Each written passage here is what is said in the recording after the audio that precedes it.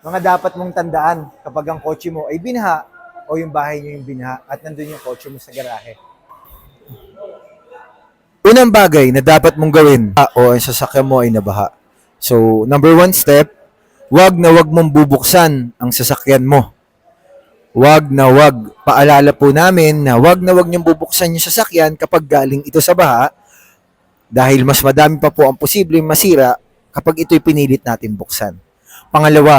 Pangalawang bagay na pinaka-the best po natin gawin, tumawag po agad sa ating insurance company o sa insurance provider para mas masabihan nyo yung details at mas steps kapag magkiklaim na tayo ng insurance kapag naging flooded yung unit natin. Pangatlo at pinaka-importanting bagay na dapat nating isipin na mas mahalaga pa din yung buhay kaysa sa anumang gamit. So, iligtas muna natin yung sarili natin bago yung sasakyan. Ayun ang pinaka-importante. So, at kung gusto mo naman na mas safe o mas makakapassage ka sa baha, itong ino-offer kong Triton GLX Automatic na 2026 starts at 58,000 down payment lang at 30,000 lang ang monthly amortization. So, kung interesado ka, i-message mo lang ako.